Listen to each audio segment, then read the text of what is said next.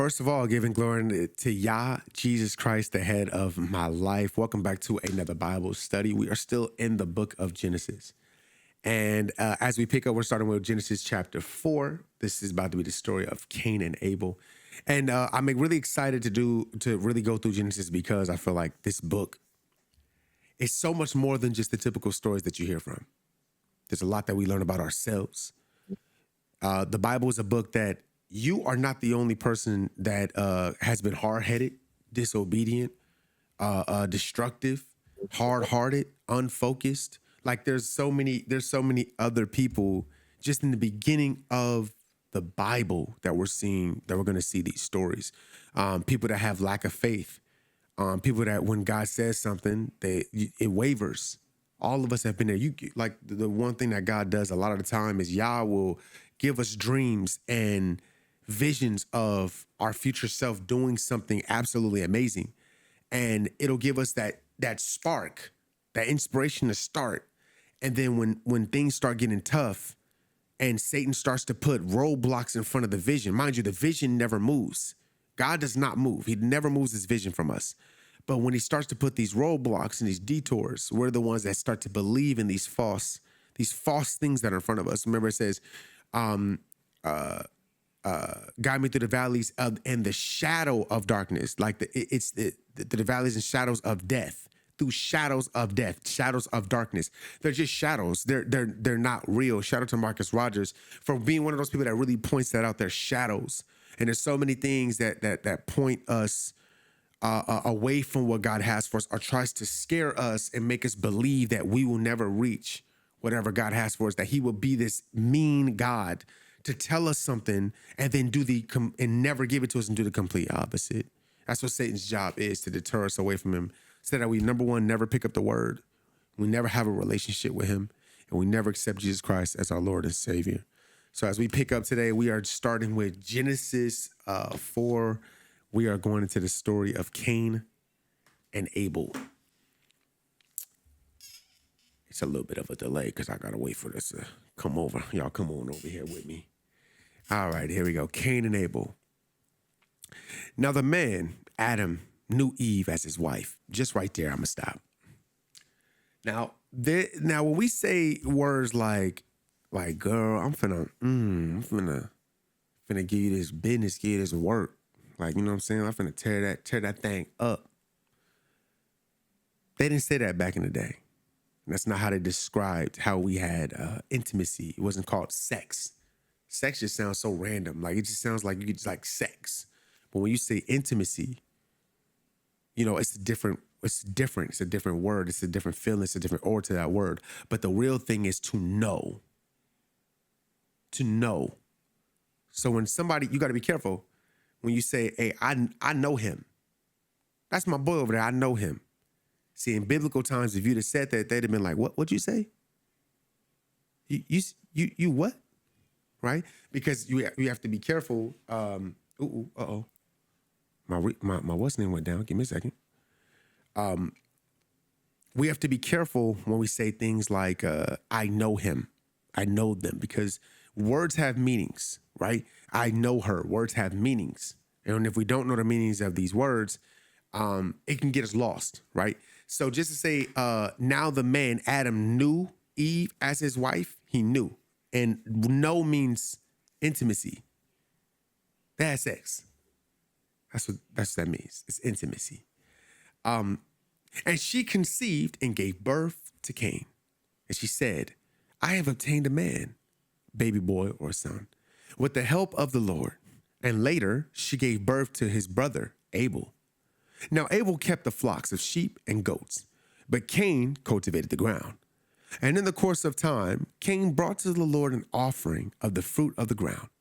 But Abel brought an offering of the finest firstborn of his flock and the fat portions.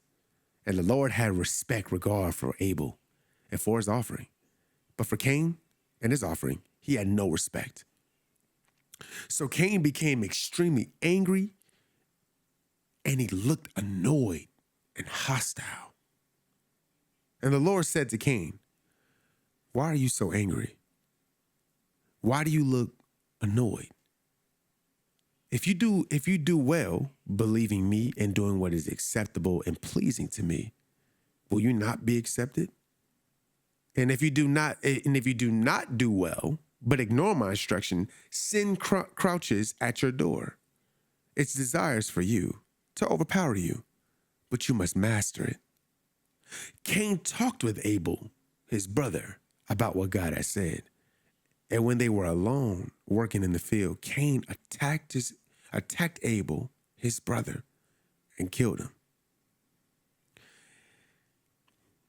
You have to really like paint this picture in your mind. Think about it. You got these two siblings. One sibling is tending to the sheep, the goats, all of that stuff, the cows, whatever the case may be. Then the other one is tending to the ground. He tended to like the plants and trees and all of that type of stuff. And as he's out there, he's like, man, God want another sacrifice, man. All right, bro. Let me take these apples, this little baby. Like, I'll take this stuff here. You can have this little stuff. You got that. This little stuff. Like, this is my good stuff. He can have this stuff right here. He can have this. He ain't gonna get my good stuff. This for me. I'm gonna eat this. He want me to sacrifice this? Man, I've been really watering these. I'm not finna give him the best stuff. He can have this right here. It's still a sacrifice in it. So he should be happy. And then Abel was like, Lord, you can have my best. It's yours anyways. It's not mine. So you can have the best of what I have. When they get there and they do that, they give God the sacrifice and they're like, here, Lord, this belongs to you. Thank you. Glorify you and we praise you because you are the Almighty God. And everything that we have belongs to you. Cain is sitting there going like, here, God. I mean, I don't know what he's talking about, but like, because I did this myself. I ain't see you out here. I did this. So God is like, I don't even want that. You can keep that. You can keep that. I don't want that. Thank you, Abel, for giving me what you gave it to me. Even though it does belong, but you gave it to me as my loyal servant. Cain mad. Now he in his feelings. Now he upset. He in his feelings. Now he tight. Hey, will you kiss up, bro? Kiss up. And I can only imagine how Satan was whispering in his ear, trying to taint his mind. His own brother. Now, the reason I'm saying this is because we watch movies and TV shows all day, and people turn on people over a couple of dollars. Over some change. They'll off their own brother, their own family over some change. This right here, we're dealing with God. And you always see the same thing in these situations. It's about them, their pride. How their pride gets in the way. And then they blame everybody else, but reflecting on themselves. Everybody else is at fault. Everybody else is the problem, not me. I did what I was supposed to do. But since he wanted to be a kiss up, Satan's job is to get you to never reflect on yourself. We learned in the book of Luke when Jesus said, how can you tell your friend about a speck in his eye when you got a log in yours? So a speck could be just like this little piece, this little corner. And they're like, oh, you got that little thing. Oh, let me get that real quick. And then the log is like, you got this, you telling them about something that's ain't, but your eye look like this. You got all this crap in your eye. And you don't, but you're trying to tell somebody else how to live their life and be better. Satan's job is to get you never to put the mirror at yourself and be like, Lord, is this who I'm supposed to be? Lord, am I valid for feeling the way I feel and acting the way I act? Do you have something greater for me? Am I not being the best I could possibly be? But your pride won't let you get there. I told you it's a lot in this book that gets overshadowed just because people see the story about killing your brother and that's it. Oh, it's so much more. Then the Lord said to Cain, where's Abel, your brother? And he lied and said, I do not know. Am I my brother's keeper? Oh, so you got attitude. Okay. The Lord said, what have you done? The voice of your brother's innocent blood is crying out to me from the ground. And now you are cursed from the ground, which has opened its mouth to receive your brother's shed blood from your hand. When you cultivate the ground, it shall no longer yield its strength. It will resist producing good crops. For you, you shall be a fugitive and a vagabond, roaming aimlessly on the earth, in perpetual exile without a home, a degraded outcast. Cain said to the Lord, my punishment is greater than I can bear. Behold, you have driven me out this day from the face of this land and from your face. I will be hidden, and I will be a fugitive and an aimless vagabond on the earth. And whoever finds me will kill me. And the Lord said to him, therefore, whoever kills Cain, a sevenfold vengeance, that is punishment 7 times worse, shall be taken on him by me. And the Lord set up a protective mark on a sign on Cain, so that no one who met him would kill him. So Cain went away from the manifested presence of the Lord and lived in the land of Nod, wandering in exile east of Eden. I have to say this. This is something that I don't think y'all caught this. See, Cain thought it was sweet. He thought he first went off of his emotion. His pride took over. Don't that sound familiar? His pride took over. He felt some type of way about himself, and then he killed his own brother. Now, fast forward, he goes to God and he lies to God directly. God asked him a simple question, where's your brother? He said, I don't know. Am I my brother's keeper? Like, am I his babysitter? Am I supposed to watch over him every day? He lied to God directly because of his pride, his ego. Deceptive. Pride comes with a lot. It comes with a lot. It's not just one solo thing. Pride comes with a lot. You'll do anything because you believe what you truly believe, and it's ignorance. It's ignorant. But it's just because you feel so strongly about it, because you got so much pride and ego, you don't care. You could care less. Because of your pride and ego. It'll make you kill, it'll make you steal, it'll make you destroy. This is a very scary thing to have. Not only did he lie, but then when he got his punishment, he was so cowardice. You see how it shifted? How he was acting all like, you know, see, my brother's keeping like what, I'm supposed to be watching over him every day? And then as soon as he got his punishment, his whole attitude changed. Wait. This punishment gonna be too much for me to bear. Because pride and ego is a false sense of strength. It's a false sense. Because when the hammer comes down, then you really see who the person really is, what you're really made of. You really see it. The veil is gone now. And one of the biggest things here is the fear that kicks in. See, his fear wasn't just the fear of people killing him. His fear was that he just lost God's protection. He said, I'll be gone from your presence. I now have to leave. Now everything matters to him now. Now it matters to be in his presence. Now it matters that God is trying to separate himself. That's my fear. See, I don't fear the world. I don't fear people. I fear losing God's love, his patience, his compassion, his desire for me, his knowledge, his wisdom, his direction, his doctorship, his loving nature, his caring nature, to where he says, I'm through with you. I'm through with you. My angels, I'm keeping them with me. Since you want to do it on your own, go ahead. That's what I fear. It's not this world. It's losing God, his love.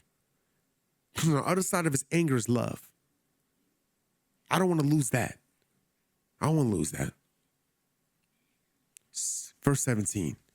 Cain knew his wife, one of Adam's descendants, and she conceived and gave birth to Enoch. You see that word, no, knew again? No? You see what I'm saying? So the next time you're talking to your wife, be like, I'm going to know you tonight. And Cain built a city and named it Enoch, after this name of his son. Now to Enoch was born Irad, and Irad became the father of Mahalalel. Mahalalel became the father of Methuselah. I hope I'm saying it right. And Methuselah became the father of Lamech. And Lamech took for himself 2 wives. The name of one was Ada, and the name of the other, Zillah. Ada gave birth to Jabal.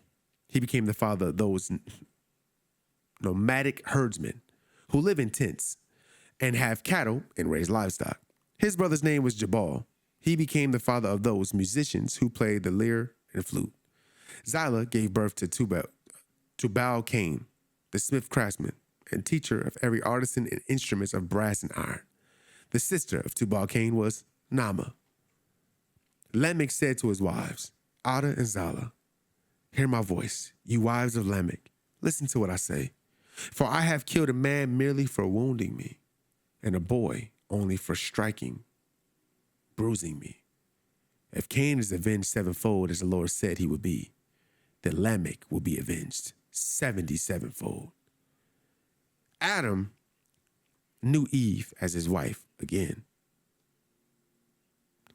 and she gave birth to a son and named him Seth, for she said, God has granted me another child for me in place of Abel, because Cain killed him.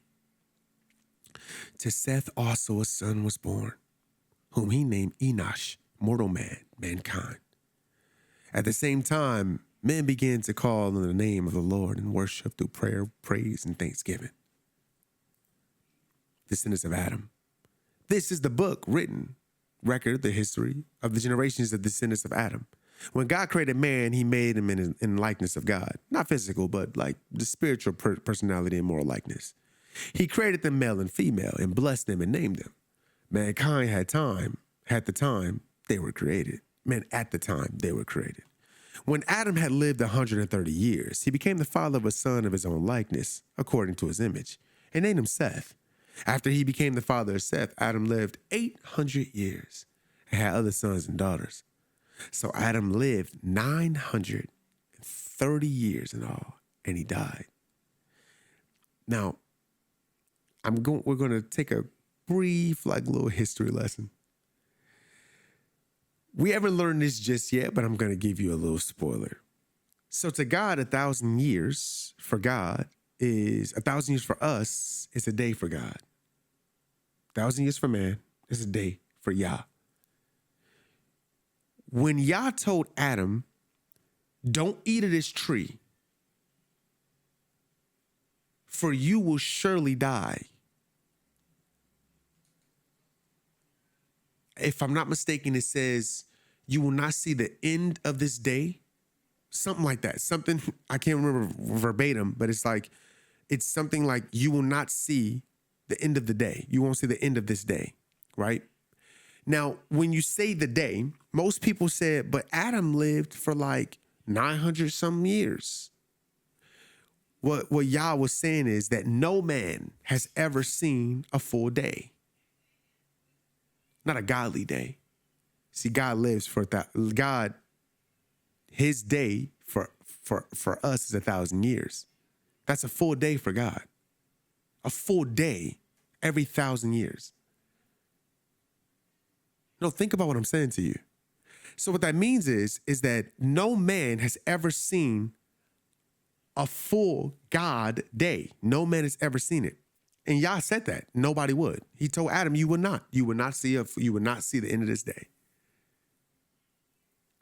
But everybody gets it misconstrued. How could he not see the end of his day if he lived for like this many years? Because a day to God is 1,000 years to man. He did not see 1,000 years. Hence is why I said in the last Bible study, when God created when God created everything in 6 days and he rested on the seventh, he created for 6,000 years.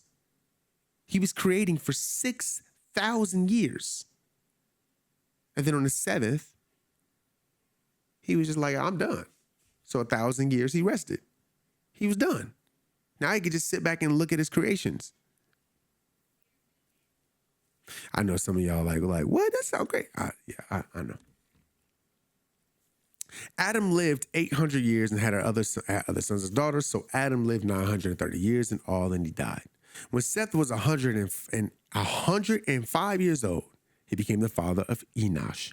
Seth lived 807 years after the birth of Enosh, and he had other sons and daughters. So Seth died 912 years. No, Seth lived 912 years, and he died. He didn't make it to 1,000 either. When Enosh was 90 years old, he became the father of Kenan. Enosh lived 813 years after the birth of Kenan, and had other sons and daughters. So Enosh lived 905 years, and he died. He also didn't make it to 1,000. And you're probably wondering, how the heck was they able to live for like 900 years and stuff like that? So you have to remember, back in that time, oxygen plays a huge part in this. Everything God created was pure. There was no technology. There was no toxicity. There was no nuclear bombs going off, no smog in the air. There was none of that. It was just pure earth. Everything God made was, if you lived a life, a righteous life, everything God made was full of life in it. Everything was life. Yah only deals with life. The way that the earth was designed at that time was completely different. Could you imagine breathing in the freshness of the earth in the very beginning? There was not a single thing, no nothing of today. Back then, didn't nobody had no asthma. Like, I'm pretty sure you would take a deep breath and still be breathing. Like, you'd be like, and just keep going, because it's nothing but pure and fresh oxygen. And God's presence is literally right there. His presence is there. You are breathing in his life, his literal life force, like you're near him. That's why Cain was so like, you gonna let me leave your whole presence? You're not gonna be with me at all? I'm cooked, Lord, I'm cooked. Because God is there. He's there. These people are righteous and they're holy. Those that didn't sin were righteous and holy. They weren't sinning. They were righteous and holy. You don't hear nothing about sin right now. You're not hearing a single thing about them sinning. Yes, Adam sinned, but he made right with Yah. And they're living a righteous life. And so they're living so righteous that look at the years that they're living. Now, mind you, they're not going to see 1,000 years, a day of God's day. They're not going to see that. That's all. Adam messed that up. But they're living a lot longer because they're living fruitful lives. And they're living in a time where man hasn't destroyed anything. Air is fresh. Water is fresh. Imagine just getting a cup of water, a handful of fresh God-made water. Ain't no treating it. It's just fresh. Like, we don't even have that. Well, you have some fresh water now and be like, oh, imagine what his water tastes like. No, nothing in it. No bad stuff, no nothing. The whole planet was fresh. It was still fresh. No fungi, no algae. It was fresh. Was no juice, was no sugar, was no high fructose, none of that. None of it. They're living off of exactly what God has given them to live off. That's what how are they living that long? Because they were living the way that they were supposed to. They were healthy, beyond healthy, beyond. They was getting sick. I just told you. How they gonna get sick? Off what? Off what? When Kenan was 70 years old, he became the father of Mahalalel. Kenan lived 840 years after the birth of Mahalalel and had other sons and daughters. So Kenan lived 910 years and he died. When Mahalalel was 65 years old, he became the father of Jared. Mahalalel lived 830 years after the birth of Jared and had other sons and daughters. So Mahalalel lived 895 years and he died. When Jared was 162 years old, he became the father of Enoch. Jared lived 800 years after the birth of Enoch and had other sons and daughters. So Jared lived 962 years and he died. When Enoch was 65 years old, he became the father of Methuselah. Enoch walked in habitual fellowship with God 300 years after the birth of Methuselah and had other sons and daughters. So all the days of Enoch were 365 years. And in reverent fear and obedience, Enoch walked with Yah, and he was not found among men, because Yah took him away to be home with him. Enoch was so close, he was so obedient to God, that God was like, you not finna, your body will not touch this earth. I'm just gonna bring you right up with me. You so faithful, you honor me in everything you do, I'm just going to bring you right up with me. Mind you, he ain't the only one. He's not the only one. He's just the first that this has happened to. That when you are this obedient to Yah, he got something so special for you, that when you habitually walk with him, when you are in reverent fear of him, and you are obedient to God, God does things. He got something so special and so differently planned for you. This ties back into the story of the prodigal son. You remember back in Luke in the prodigal son, when the son left and the oldest son was like, okay, bet, leave. I'm gonna stay here with Papa and I'm gonna help him take care of all his joint. And he was faithful and he was loyal. The only difference was that for when the prodigal son came back and the oldest brother was upset that the dad did all of this stuff for the prodigal son, but not for him. Like, hey, I've been here this whole time. You ain't never done this for me. And the dad was like, son, this is all yours. He won't get none of this. He already squandered his. This for you. When I'm gone, I'm building this because you've earned this. You got something special. You worried about that. I got something special for you. This is what happens when you don't worry about what other people got. When you just serve God and you be obedient and you walk with him, God got something really planned for you. Like it's only for you. Everybody looking around like, where is Enoch? Where is Enoch? Enoch just sat there and he floated all the way up. Don't even know he left. He gone. He didn't experience death because he was that obedient. Look, I'm gonna tell you this: ain't gonna be that many people on this earth like that no more. Ain't gonna be nobody that obedient. Ain't gonna be nobody. When Methuselah was 187 years old, he became the father of Lamech. Methuselah lived 782 years after the birth of Lamech and had other sons and daughters. So Methuselah lived 969 years and he died. It's funny, nobody's making it to that 1,000. When Lamech was 182 years old, he became the father of a son. He named him Noah, saying, this one shall bring us rest and comfort from our work and from the dreadful toil of our hands, because the ground which the Lord cursed. Lamech lived 595 years after the birth of Noah and had other sons and daughters. So all the days of Lamech were 777 years, and he died. After Noah was 500 years old, he became the father of Shem, Ham, and Japheth. Now, mind you, these brothers are going to be real important here. I don't know why I ain't got my glasses on. The corruption of mankind. Now it happened when men became. I wanted to stop for 1 second, just say this.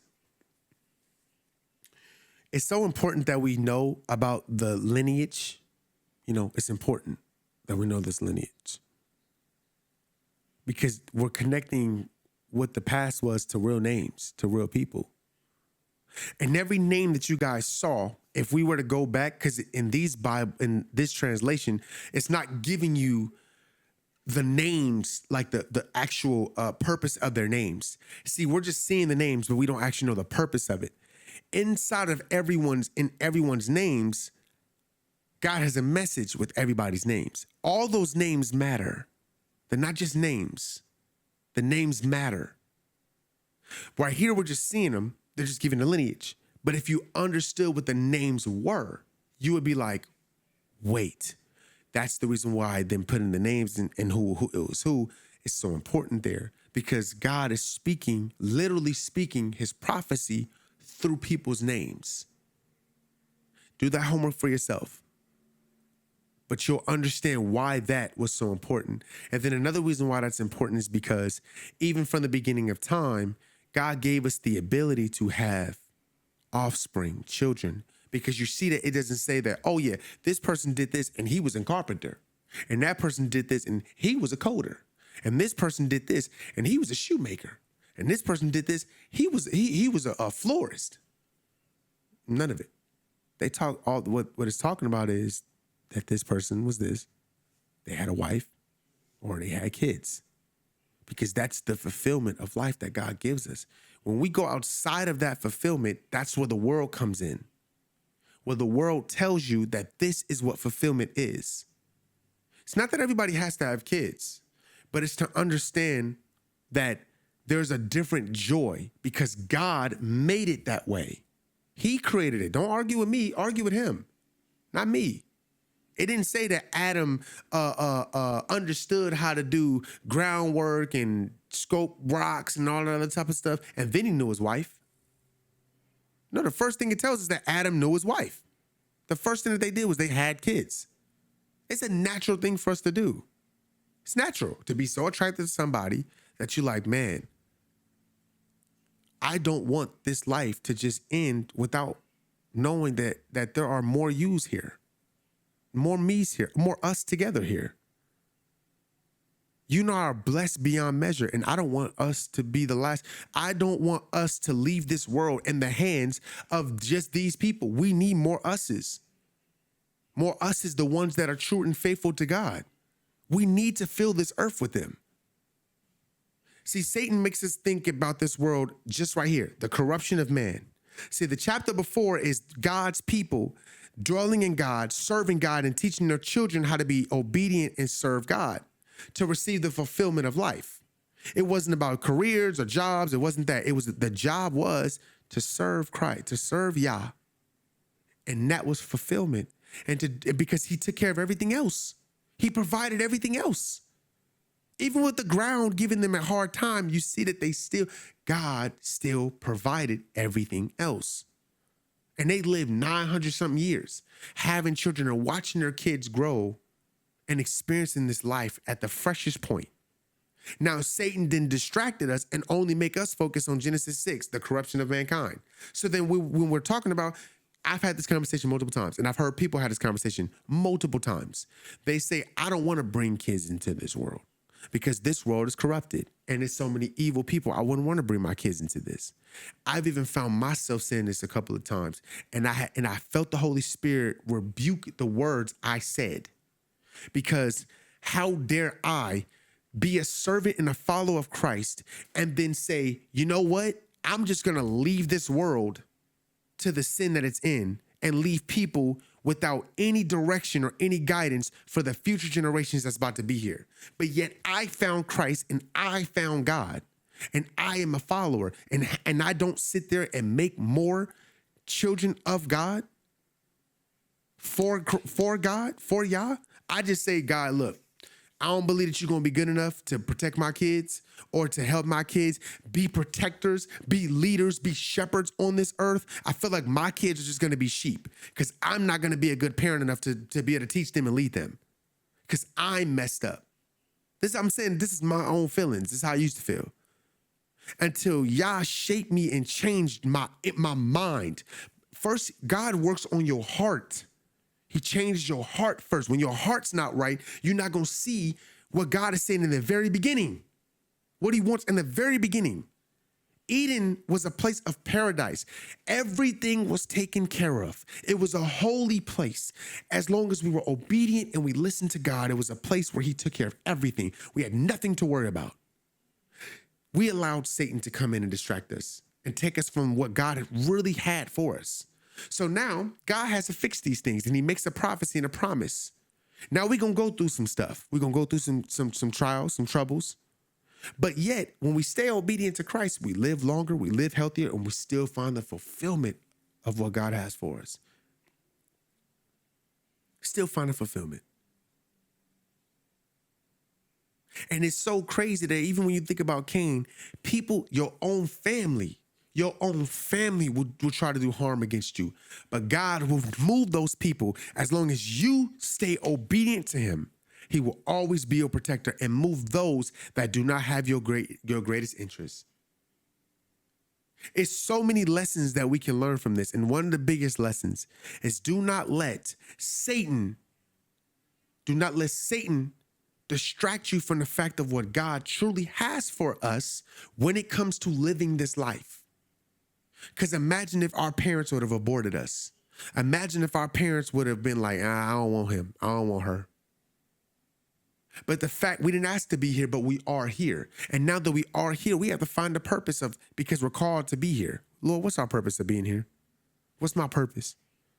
What's my purpose for being here? I know I'm not supposed to be a sheep. I can already feel that. I'm supposed to be a shepherd. And if you want me to create more that serve you and worship you and bring more people, because if I don't do it, if my kids don't do it, this world ain't gonna do it. So if the world not gonna do it, who gonna do it? And if you're so self-centered and you're so disrupted by Satan, and he has you so warped in his world that you can't see what God is trying to do,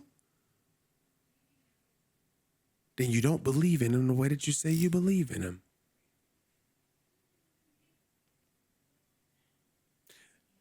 I want you to really, I've said these words. I'm not speaking for you. I'm speaking from my perspective. I've said this. I don't want to bring kids into a world like this.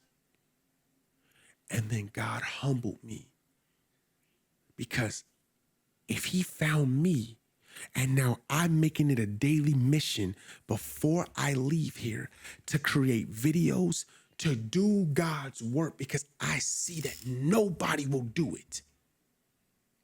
Who am I to tell Yah that I will not create more soldiers and children for you that will find the full fulfillment of this world? I'm just going to allow for this world to crash and burn and for people to not actually be able to find Christ because I want to be selfish, because Satan put my pride and my ego before you.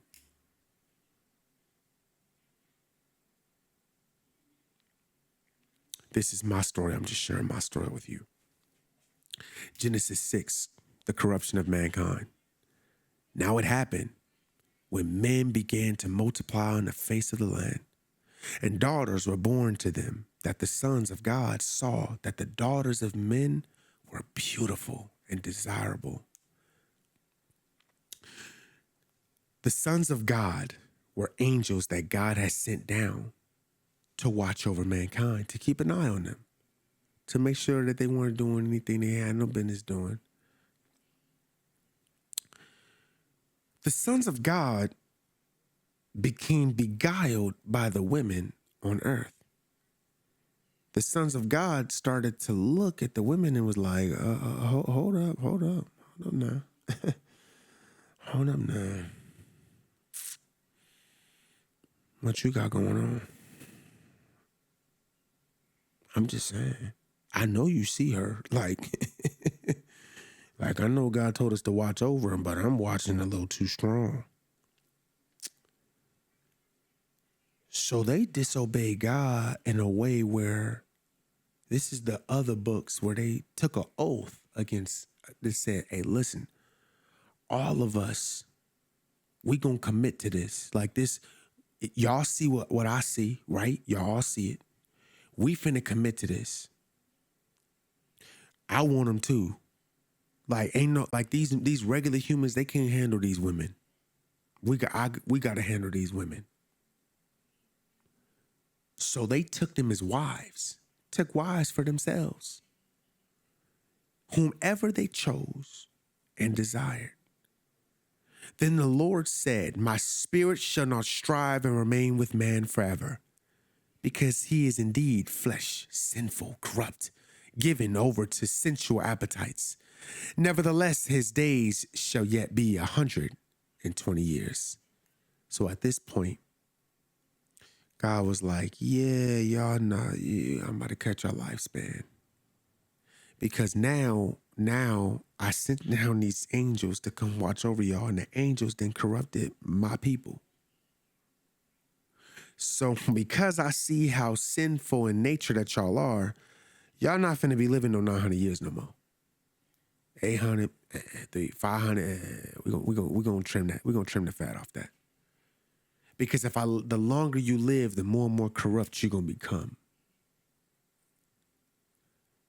There were Nephilim, men of stature, notorious men, on the earth in those days, and also afterwards, when the sons of God lived with the daughters of men, and they gave birth to their children. These were the mighty men who were of old, men of renowned, great reputation and fame. Mind you, have y'all ever done history and actually looked at the history of the world? Do y'all know that there were underwater civilizations like caves and stuff, and like temples and ruins where the doors are like 20 feet tall, 30 feet tall? Like there's these huge doors. I'm saying like huge doors, huge thrones that have been just discovered in the last like 5-10 years, of these huge ruins. And people going, why are these so big? Why are these doors so huge? Like when you stand next to the door, it makes Shaq look little. It makes Shaq look like a little person, like a smidget, like a little really small person. These doors are massive. Who are these doors for? Why would humans build doors these big? Why would they build staircases and thrones and bowls and tables and stuff this big? For what reason? We look like little people. We look like ants to these things. Why would we build this? Why would we build bells that are so big? The bell is like, what is this for? Because there was a such thing called Nephilim. The Nephilim were the offspring of the angels that were sent down with human women. God didn't create those. So the genetics were so like that they became these huge monstrous creatures, like huge men. They look like men, but they're so big. Like they huge, 20 feet tall. Huge. To where some people served them. They worshiped them. They thought they were gods because of how big they were. When the sons of God lived with the daughters of men, they gave birth to these children. They were the mighty men who were of old, men of renown. The Lord said that the wickedness, depravity of the man was great on the earth, that every imagination or intent of the thought of his heart were only evil continually. I want y'all to really, really read that again and listen to what Yah's saying. The Lord saw the wickedness of man was great on the earth, and that every imagination or intent of that thoughts of his heart were only evil. Every imagination or intent. Do you realize that God didn't put a limitation there? Y'all didn't say, well, they was doing like this type of stuff over here, but they wasn't doing that. He said everything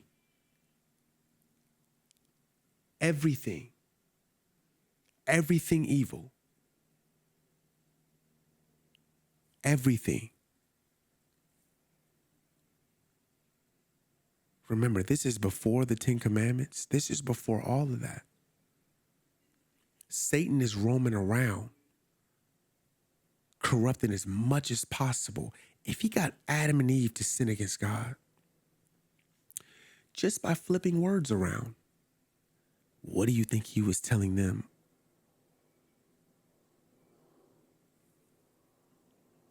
We see evil today and we think it's evil, and there's laws and rules. Back then, what was the laws and rules? What laws were written? See, you never really take a second to think about that. Never take a second to think about that. The Lord regretted that he had made mankind on the earth. Oh, man. That's how bad it is. Chad, it's that bad. It's that bad. He regrets making mankind. And he was deeply grieved in his heart. Do you know how much you got to do to grieve Yah? To grieve him?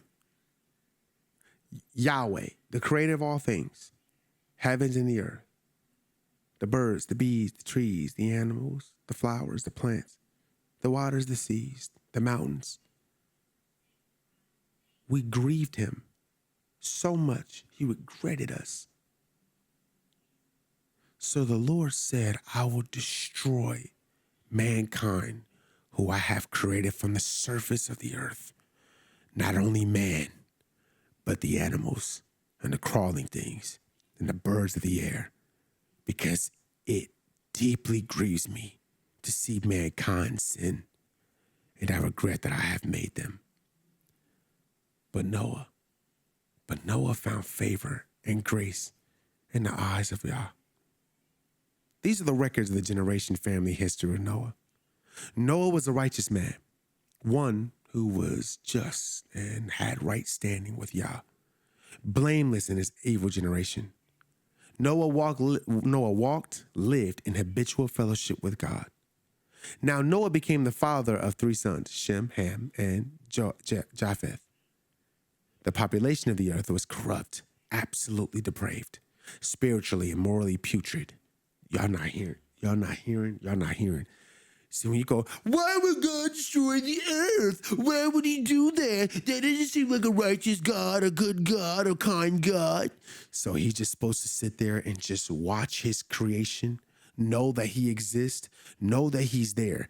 He will not step in unless you call on him, but they don't want him. What they want is the sins that Satan is offering. And then his own angels came down and doubled down on the evil and the sin and said, hey, we're going to show you things. Mind you, let's do it. Let's put it this way into a real perspective.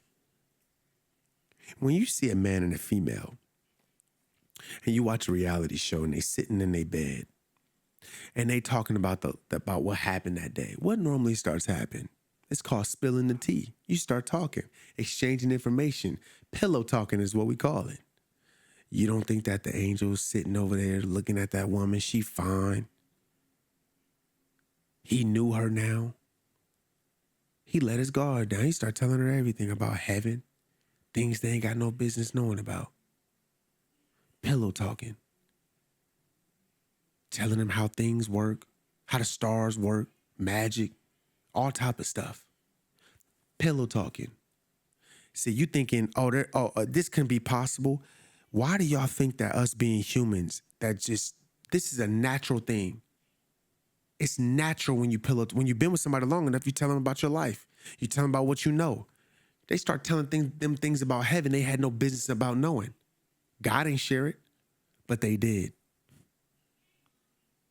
So now they start doing evil. The evil was absolutely depraved, spiritually and morally putrid. Mind you, I said there was no rules. There was no laws. Like the one rule was to serve God with all your heart, with all your mind, and with all your soul. They are already far from that point.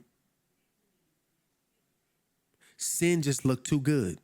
It's too fun to do what they want to do. Ain't that the world we living in right now? This is the world we're living in now, right? Sin look fun. We spiritually and morally, we're putrid to God. You got people, so much nonsense in this world, it's not even funny.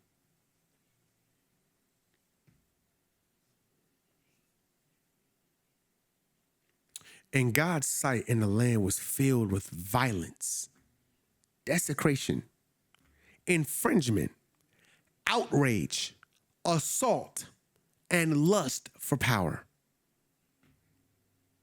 Do y'all see that thing say desecration, infringement?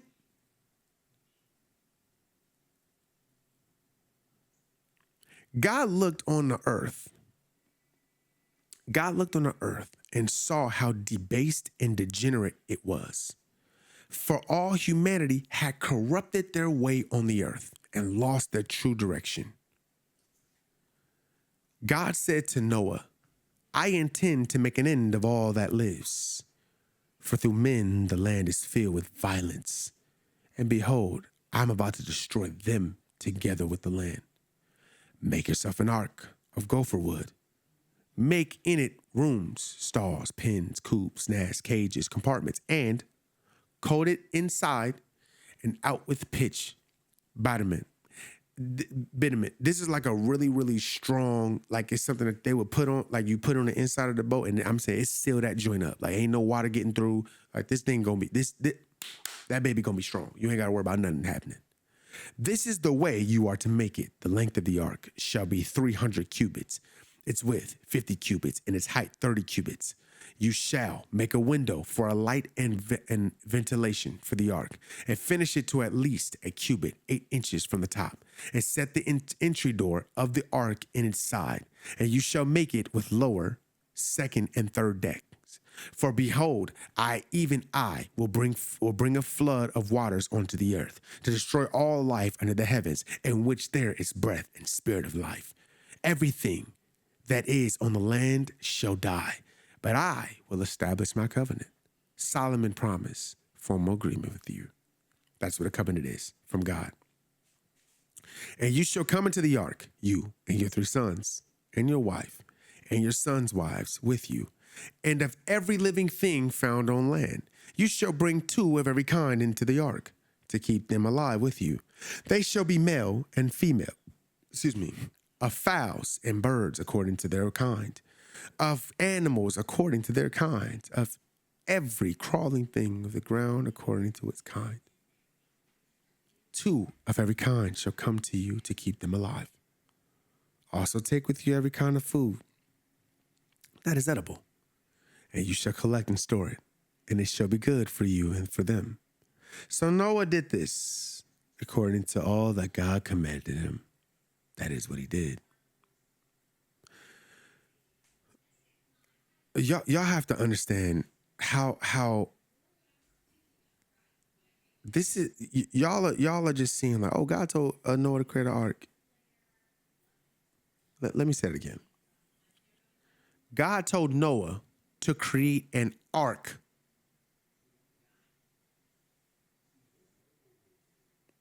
I'm pretty sure it didn't rain like that, or the waters wasn't like that. So he creating this big old ship.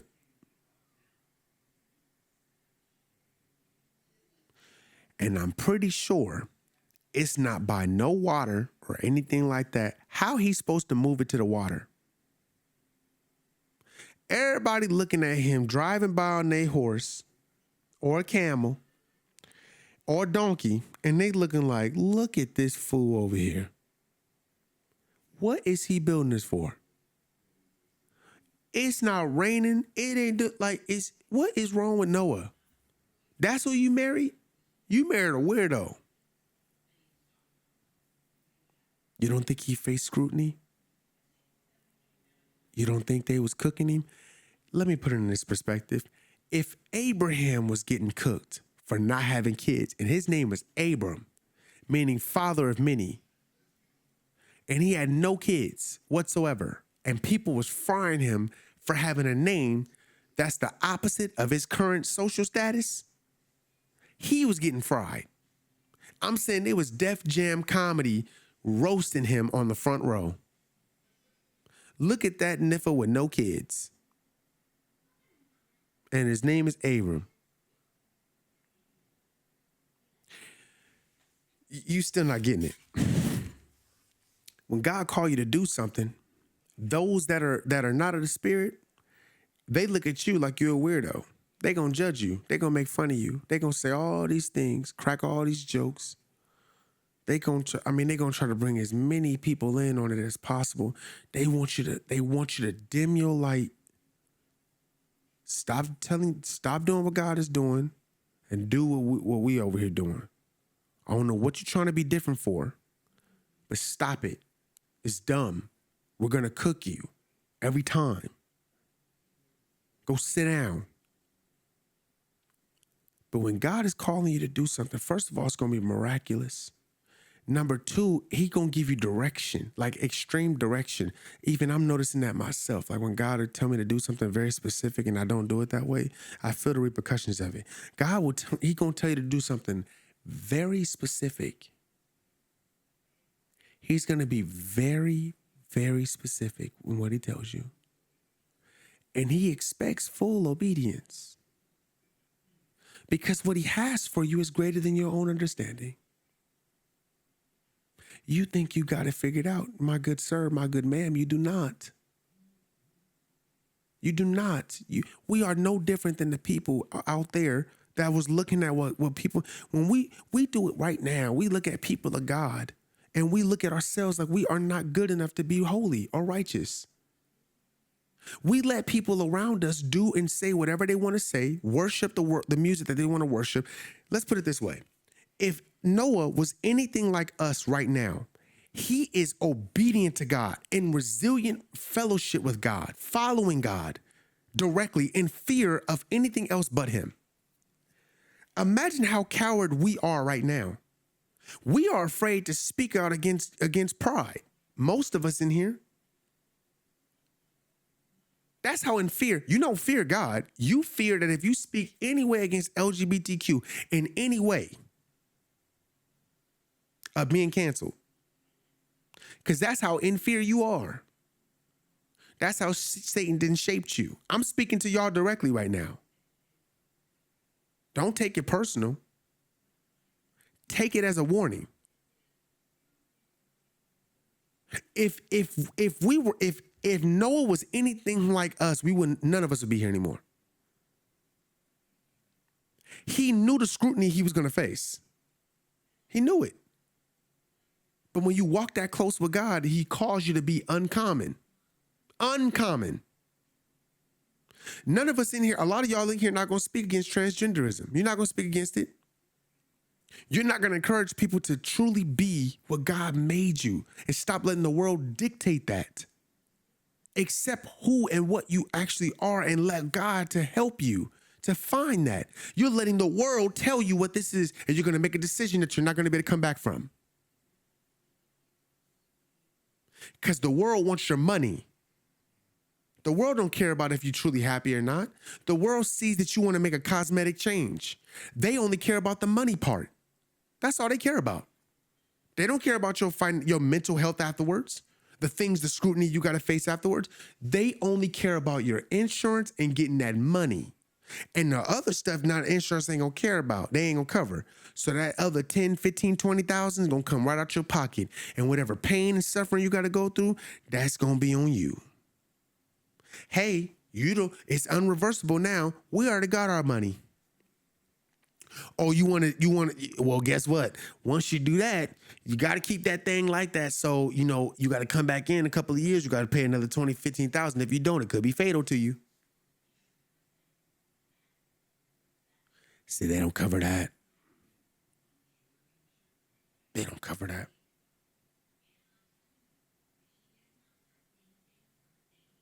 They don't care about that. This is what God is talking about, the evil that he's talking about. Everything. Everything. Desecration, infringement. That's what he's talking about. We're doing it now. We're doing it right now. The corruption of man, you have to understand, our corruption is not knowing God. It's not serving God. It's not loving God. That's what our corruption is. It's the separation from the Father. That's when we become corrupted. People that think that they ain't nothing wrong with me. I'm perfectly fine. I do my thing. You still corrupted. Still corrupted. That's what Satan's job is. If you don't know what Satan's job is, that's what means that you're corrupted. If you have no clue what Satan's job is not to get you to sin.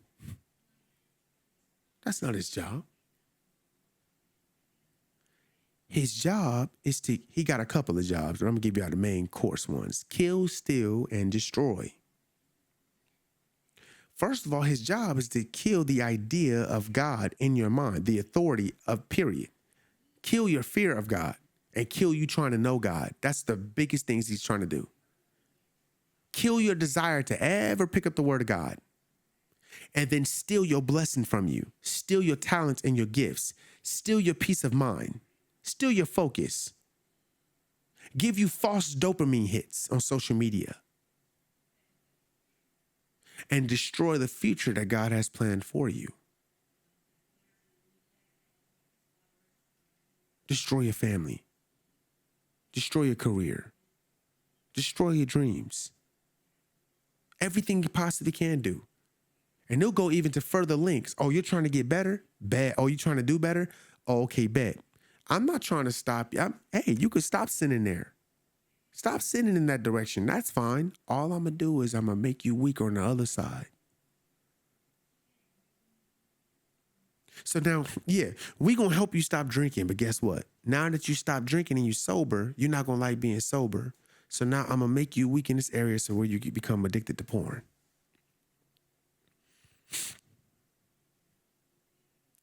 That's a whole nother drug.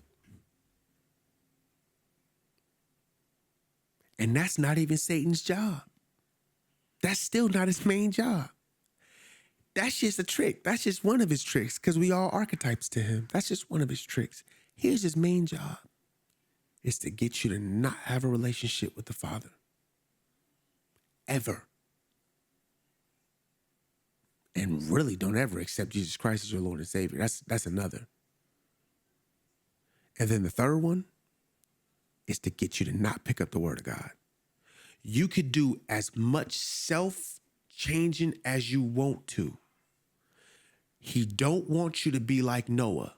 He don't want you to be obedient, to be in fellowship with him, giving you instructions, and you do exactly what he said to do. And there's some ingredients that he's giving you, a scheme that he's giving you, schematics to follow, because he's going to make sure that there's levels to it. Not just that you're building a boat, because that's what you're trying to do. You're building a boat. Our Father who art in heaven, holy is thy name. Thy kingdom come, thy will be done on earth as it is in heaven. So Lord, only you know how heaven really is. And you know that only you can take things from heaven and bring it down to earth. So inside of this ark, he's building something with specific schematics that only God can give him. Only Yah can give him from heaven.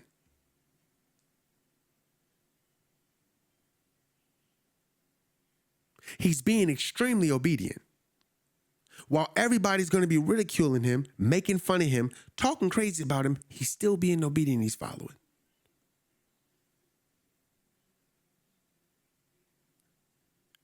Yep. I know. I hear y'all. I hear, because I can feel your mind. I can feel you. Also, take with you every kind of food that is edible. You shall collect and store it, and it shall be food for you and for them. So Noah did this according to all that God commanded him. That is what he did. I just wanted to read that again to y'all, just to help you understand. Chat, he the only person being obedient.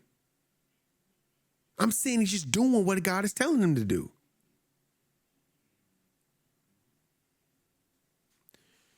We got one more. I'm going to read this last chapter. We're going to call it here. Genesis 7, the flood. Watch this. Now, while everybody was laughing at him and making fun of him, like, oh, look at Noah, weirdo.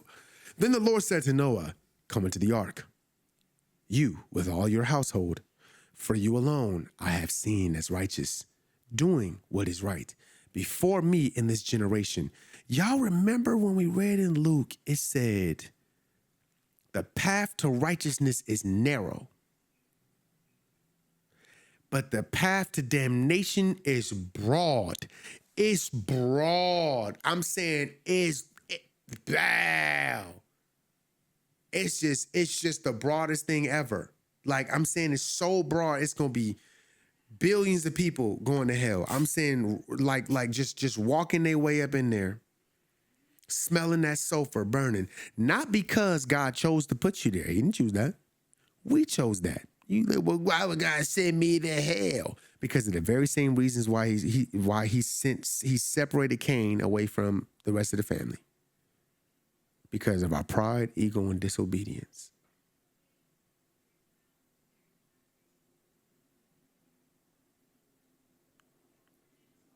And then we want to fear God when it's too late, when we done already messed up. Instead of just being obedient to God in the first place. But we like taking those risks, right? We like taking those chances. We like taking those chances. We like playing these little games. Like, I'll get saved when later. I want to live free and be young and sleep with everything, because that's what the world tells me to do. If I don't do what the world tells me, I'm missing out. And then those same people that's over here doing all this partying, drinking, and smoking, they get older and now they change their life. They don't want to do it no more.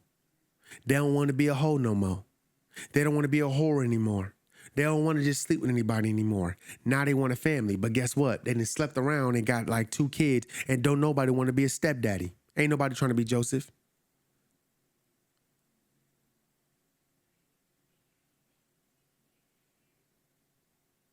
And now people are upset because now they got to live this life and they feel like there's no other choice. I'm not going to find happiness. So guess what? I'm in fear because I'm never going to find happiness now. So I guess I'm just stuck with just sleeping with people and living this lifestyle.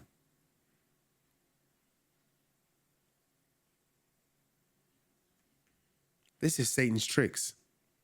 This is what he does. He's been doing it. I'm just showing you in the book of Genesis. It's been since the beginning of time. He's been doing it. You notice that they made it a big deal to point out that the angels knew the women on earth. Sex is a big part of our fall from God. It's a big part of it. Sex is so strong that it made the angels fall from God. The lust. So when you walk around here, not married, lusting. Now people lusting after AI, which I cannot possibly understand. Lust is so dangerous. It could be a lust for people, lust for things, lust for power. Lusting is so dangerous, but it comes with pride, ego, and all. The sin comes with a whole plethora of it. It ain't just one. You're not just committing one sin. You commit a whole bunch of them. And it starts what's in your heart. God made it very clear to Cain, hey, son, you got sin knocking at your door. And if you don't master it, I'm trying to tell you, you better get it under control. He didn't heed to God's warning. He didn't heed to his warning. He killed his brother. I want you to look at it in another way. Imagine that you're Cain, right? And your brother isn't the person that you want to kill is your godly self. That's the side of yourself that wants to be righteous to God. But the Cain that you are right now, that's your sinful nature. That's the nature of you that falls short every time, that falls for temptation, that when a girl presents herself to you, when a man presents himself to you, you just get weak and you forget your home training, forget your teaching, and you just leave. You just be like, okay, God, shoot, go away. I gotta give into this sin. I have to. Instead of empowering yourself. I told Jay this yesterday, and I know that I'm supposed to. I might call it here because I'm feeling like like the Holy Spirit is directing me in another direction. I told Jay this yesterday. How weak is it that you can know God's word, you can read God's word, and you know what he says, and yet still be disobedient to him? Because your sin is so much stronger than your desire to please him. Your fear of man, your fear of people is a lot more stronger than your obedient fear of losing the God that loves you, is concerned about you, watches over you carefully, asks you to come to him with everything, and will protect you from anything. Your fear of social media, your fear of peer pressure, your fear of temptation is far greater. Your fear of you not sleeping with her and her going back in her group chat and telling everybody, he didn't even want to sleep with me. Like, what is he, gay?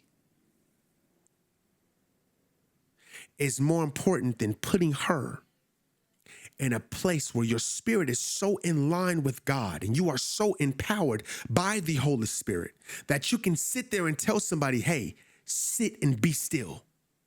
Control yourself and your flesh. The time will come. It'll come. But it is not the time for me to know you now. I want to love you and care about you deeply, but I need God to be at the helm of this relationship. So calm your flesh. How much more how much more powerful is it for you to have the dominion and power that was given in the beginning of Genesis to Adam to have dominion and power over the earth and everything roaming in it? And for as a man or a female to speak life and power and authority over someone else's situation in a godly nature, so that he who findeth a wife findeth a good thing. And you keep it a good thing. A good thing means a holy and righteous nature to it. Meaning when God said it is good, he created the heavens and earth. He said it is good. It is of a holy, godly nature where you can speak something and say, hey, sit down and relax. Control yourself. Now, I understand that you desire me. I understand. But it is not me that you desire. It's lust and fornication you desire. I'm not trying to go there with you right now. It's not that I don't like you. It's not that I don't care about you. But it's the fact that my father's way and rule is more important than me sinning against him. So what? Satan can enter this relationship and I can end up like every one of your exes? What happened if what if we do this the right way and we be obedient? How could God carry us how could God carry this relationship to heaven the same way he did Enoch? By us being obedient in direct fellowship with God. But that won't play through your mind. The only thing you could think of is cheeks and breasts and all types of stuff. But you can't think that maybe the empowerment is the fact that your godly nature is much more stronger than your sinful nature against the Father that created you. But you can't see that.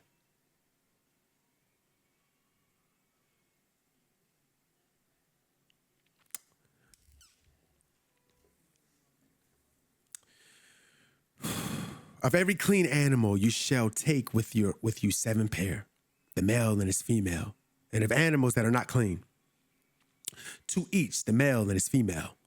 Also of the birds of the air, 7 pair, the male and the female, to get the offspring alive on the surface of the earth. For in 7 days I am going to cause it to rain on the earth for 40 days and 40 nights.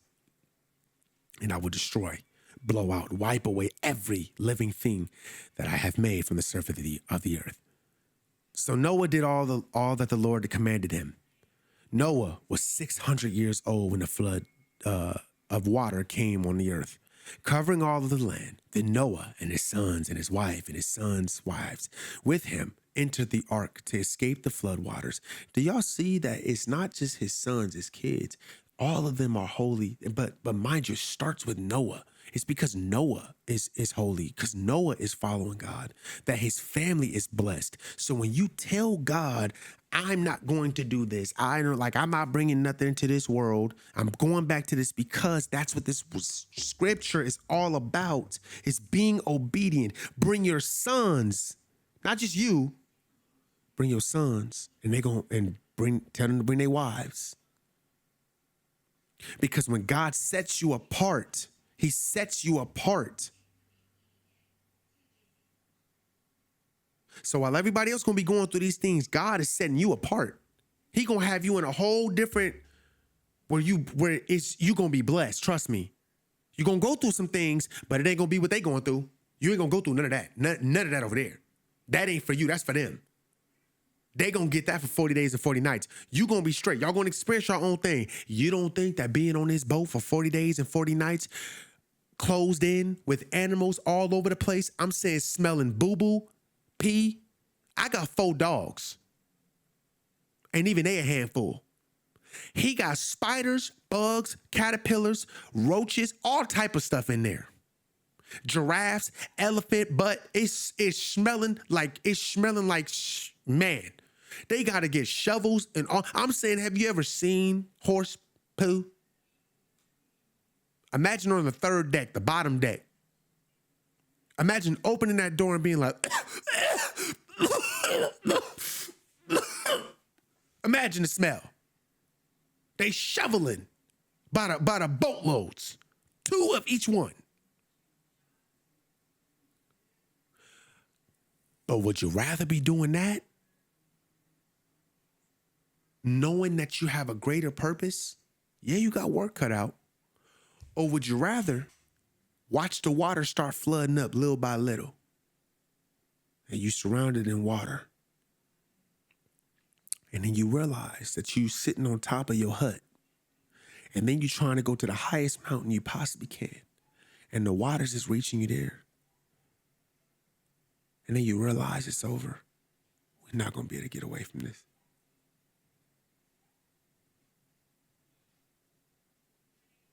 That's what sin leads to, is death. That's what it leads to. Death. And not a good one, not a pretty one. Not a pretty one. But it leads to death.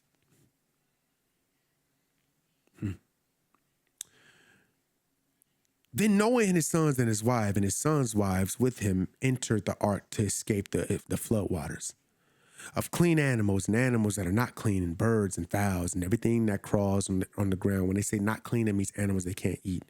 They came motivated by God, by Yah, into the ark with Noah, 2 by 2, the male and the female. So imagine every animal is just marching into the ark. I'm just saying, like, to your left, right, left. Imagine tarantulas 2 by 2, just marching in there, looking at Noah like, everybody just walking in, going to their respective places. Meaning things that wouldn't normally be obedient, they are being obedient to Noah and doing exactly what he told them to do. Ain't nobody getting bit by nothing. Ain't no snakes doing no stupid, nothing. Everything is just doing what God told them to do. Remember, God said have dominion and power over the earth. This is exactly what's happening right here. Obedience. I'm just saying, just obedience. Okay. I'm not seeing that there. I don't know how you're missing that. It's literally saying they're all walking. They're all in one fold, just all walking on the boat, being obedient. So when you're obedient to God, even nature is obedient to you.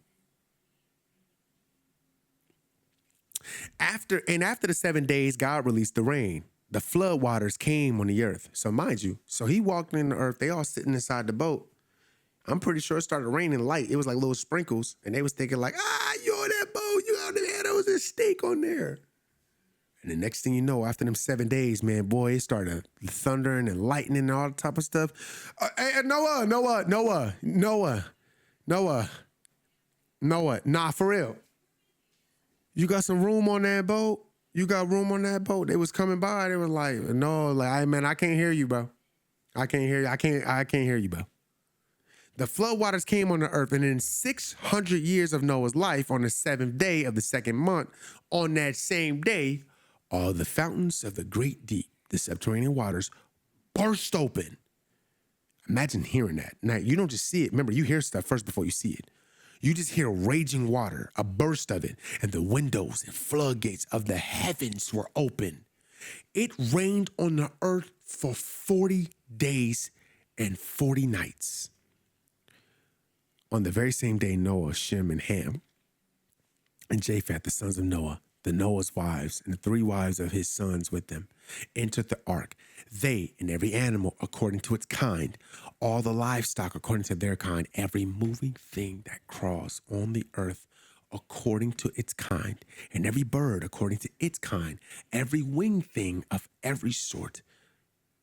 So they went into the ark with Noah, 2 by 2, of all living beings, in which there was the breath of the spirit of life. Those which entered, male and female, of all flesh, creatures, entered as God had commanded Noah. I thought I was weird for saying that the animals, because Noah is obedient to God, that the animals are being obedient to God. They're being obedient to Noah, because God gave Noah the message. Noah's doing what God told him to do, and Noah's delivering the message to the animals and telling them what to do, and they're listening to him. So imagine he's talking to these things, creepy, crawly, bugs, bees. He's talking to them, telling them, and they're going over there and doing what they told. Have you ever told a bee, hey, man, get over there and go sit down? And the bee was like, zzz. Never. He did. Those which entered, male and female, of all flesh, creatures, entered as God had commanded Noah. And the Lord closed the doors. Close the doors. I said, close the doors. Do you know why God had to close the doors? You don't think that people was banging on them doors? Noah. Bruh, it's raining, brother. Brother, do you think you got some space in there? I'll even sleep next to the cows. I don't care about none of that. I'll be sleeping, just give me some milk. Noah, God shut them doors. He said, no. You had your chance. You made your choice. I didn't choose for y'all to be like this. Y'all chose this. Bet.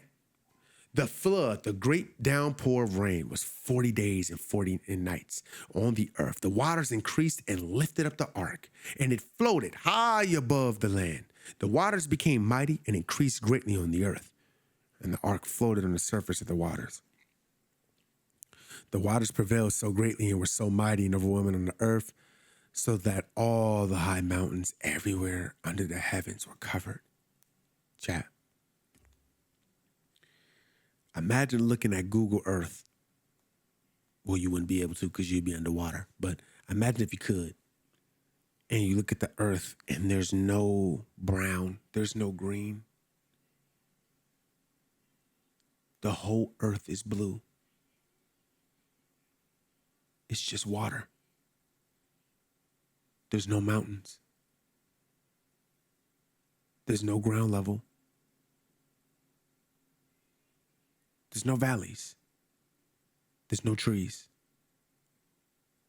It's just blue for miles and miles. And no matter how more you go north, south, east, or west, it's just blue. You've been living for 600 years. And you're used to seeing dirt and grass and trees. And all you feel is just water, rocky water, hearing rainfall, until you see nothing but blue.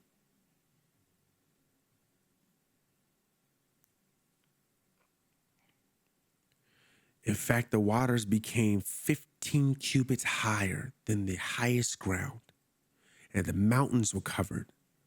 All living beings that moved on the earth perished, birds and cattle, domestic animals, wild animals, all things that swarm and crawl on the earth, and all mankind.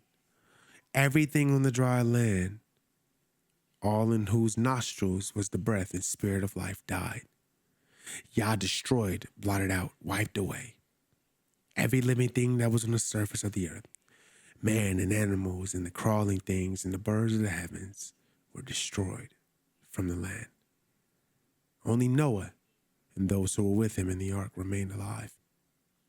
The waters covered all of the earth for 150 days, 5 months.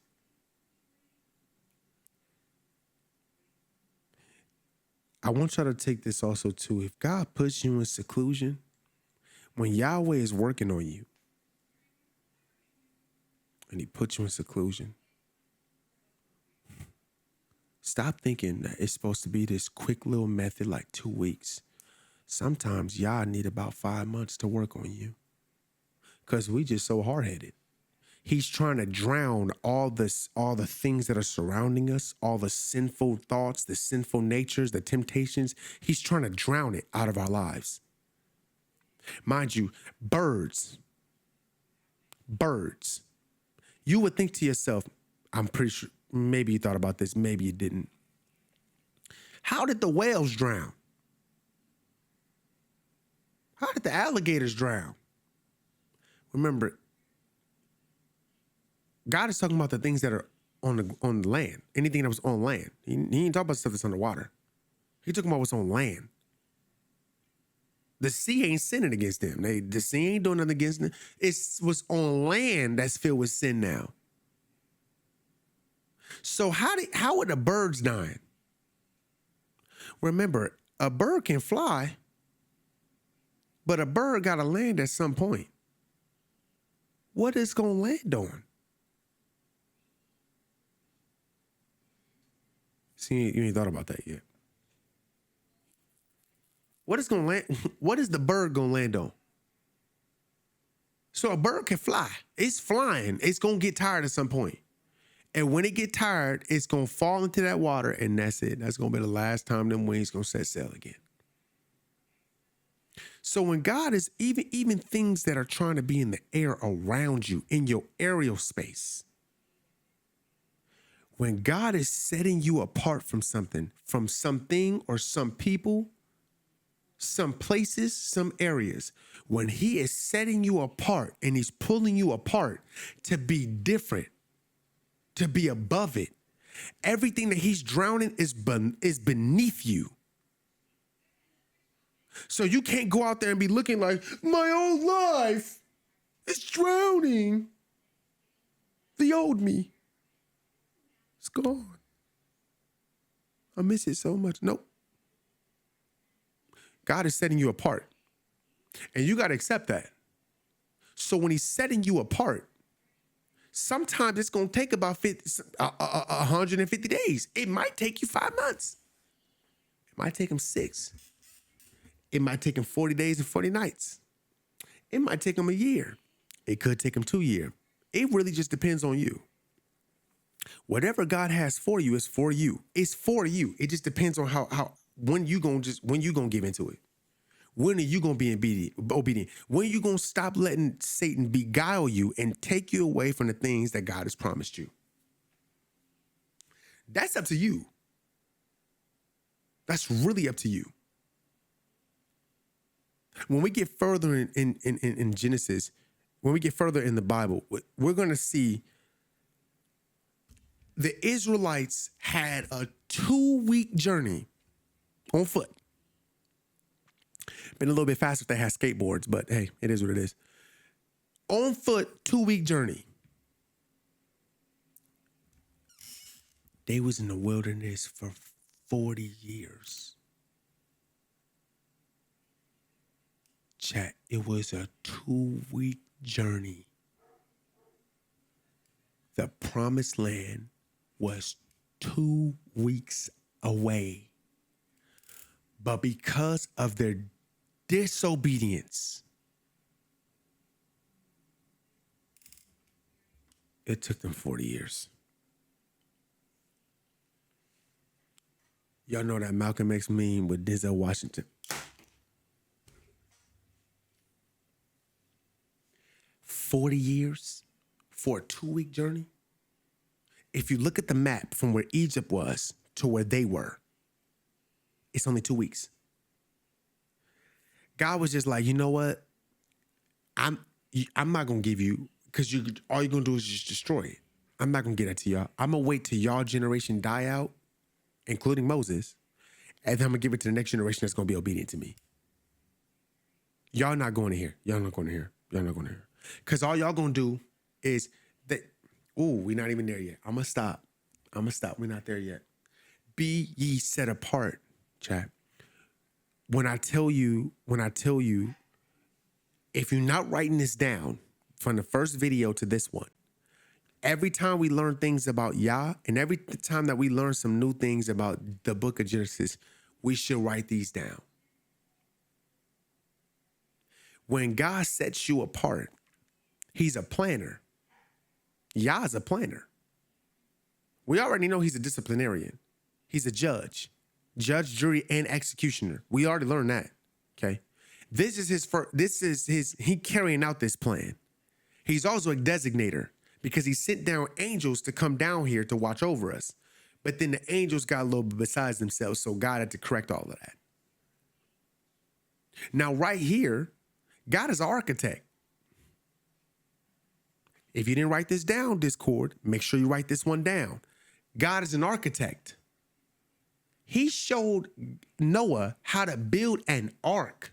He told him what to use, what to put where. He's an architect. He's an architect. He's a commander-in-chief. That's another one. He's also a zookeeper. He told the animals and all them creepy things and stuff. He said, hey, you see him? You listen to exactly what he told you to do. They said, sir, yes, sir. And it did exactly what he told them to do. We learn that God is a masterful planner.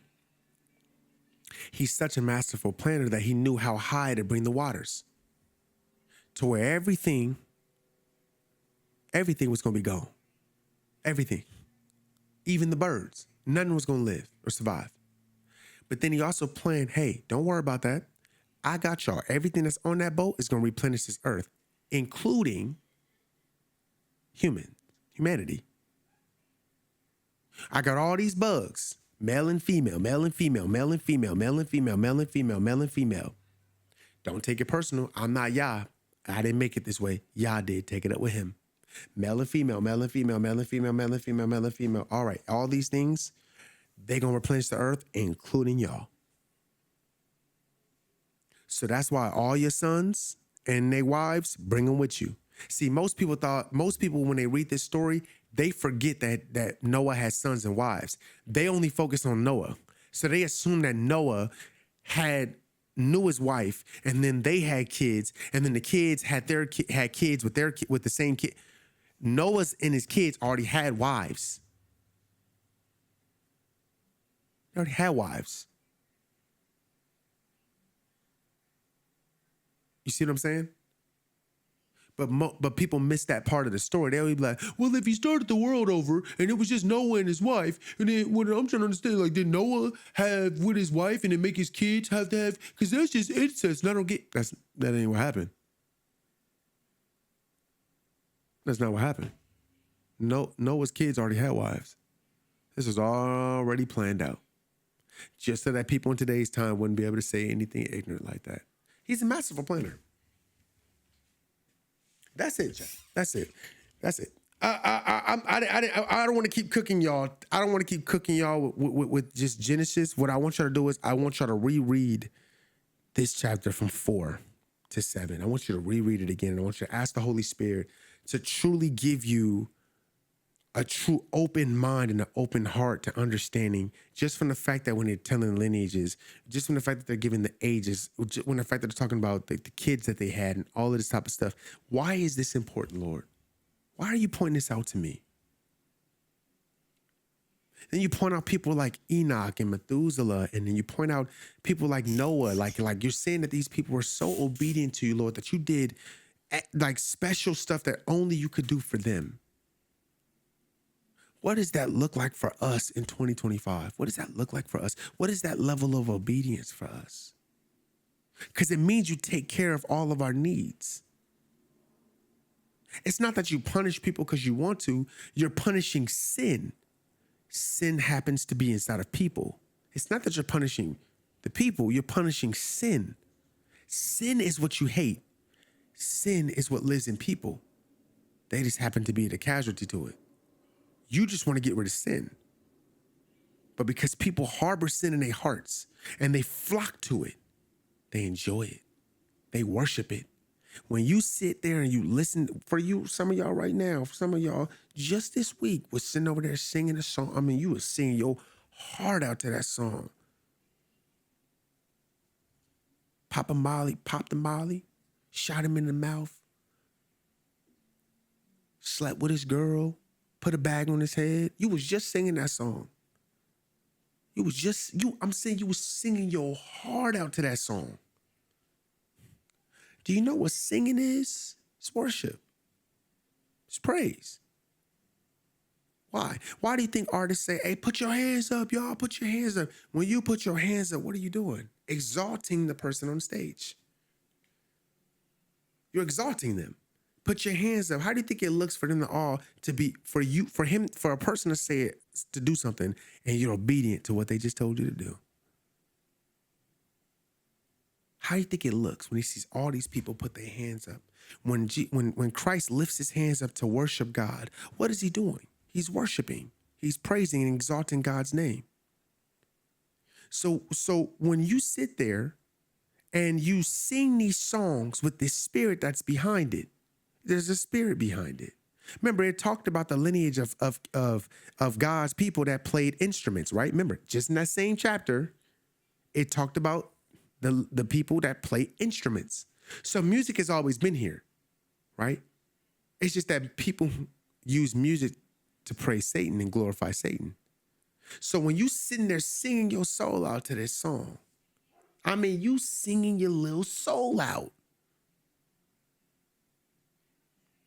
Think about it. Who are you worshiping at that point?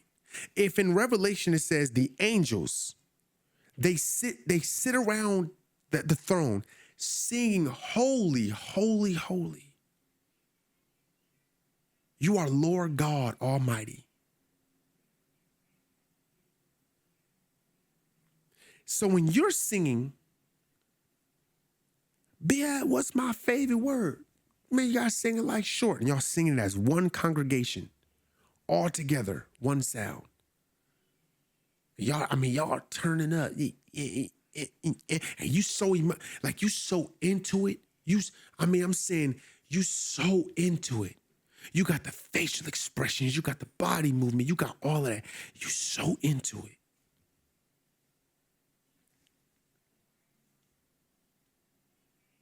You into it so much, you gotta rub your on somebody else. You got to, like, that's a part of the dance. Like, you can't just dance.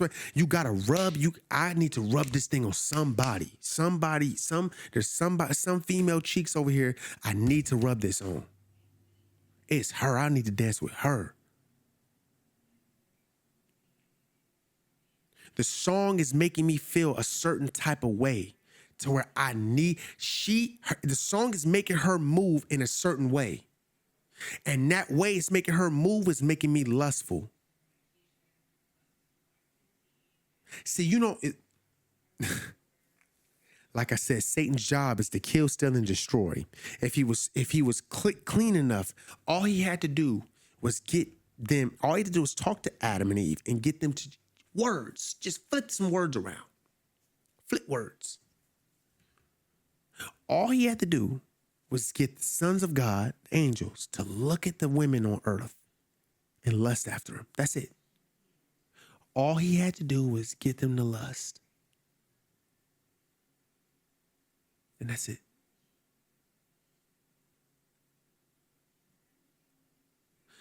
That's how dangerous lust is. Sexual desire, fornication, adultery. That's how strong it is.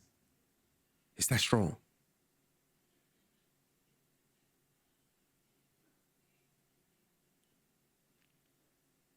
But when you do things the correct way, when you're married, live according to God's word, you be obedient. God sets you apart. And while everybody is outside in the floods perishing, he's setting you apart. You're going to have your own stuff you're going to go through. But that's what life is about. We need stuff to go through. We can't just sit here and just do nothing all day. The years passing me by. I'm so bored. You need something to do. So God gives us real fulfillment, a real journey. And then we get to spend time with him because we're doing it the way that he asked us to do it. He ordained for us to do it. What a mighty God that we serve. But we're the ones that don't live righteous, and then we blame him. It's his fault. Because we choose to worship Satan. We choose to worship his music. We choose to worship the movies. We choose that. That's our choices. And then we blame God for everything that goes wrong. But that's our choices, though. But we don't want to accept that reality, huh? That's just it's too much for that. You can, hey, boom, boom, no. It's God's fault. I am the way I am because God did this. Oh, God did that. Okay. Did you ever seek him? Did you ever give your life to him, be obedient to him, follow his word? No, but okay. Did you ever change your ways, change the way you acted? No. Okay. But it's God's fault. It's God's fault. So the question I'm asking you before we close this, will you be under the flood or will you be above it?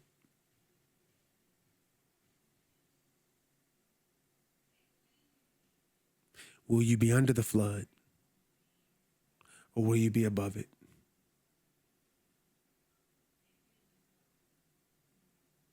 How obedient? When will you be obedient to God and actually give your life to him so he can set you apart and really give you fulfillment in your life since the beginning of time? Whew, man.